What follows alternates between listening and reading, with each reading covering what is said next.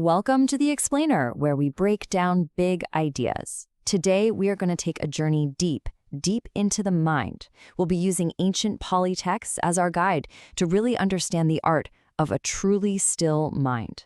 So let me start by asking you something. Amidst all the notifications, the endless to-do lists, and just the general noise of life, does your mind ever get completely quiet? I mean, really, truly silent.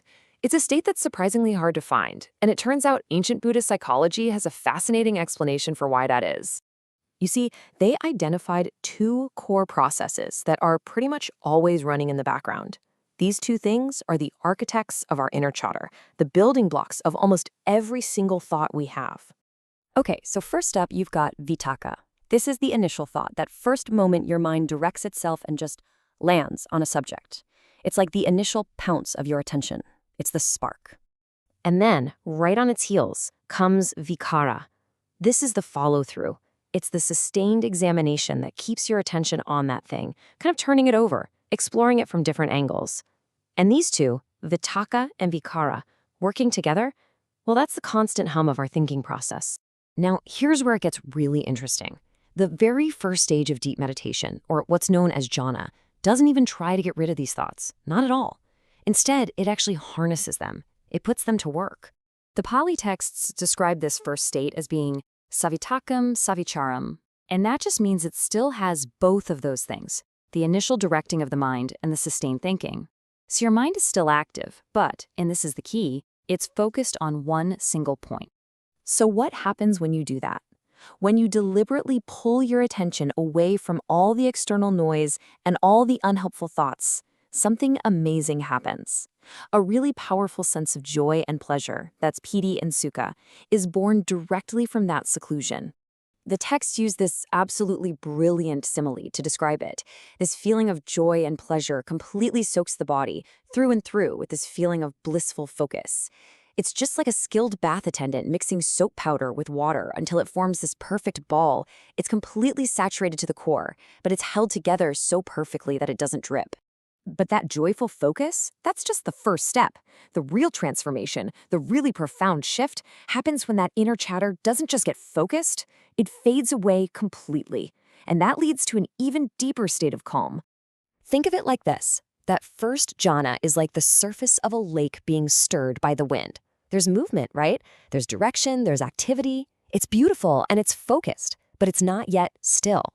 The second jhana, on the other hand, is like that very same lake when the wind has completely died down.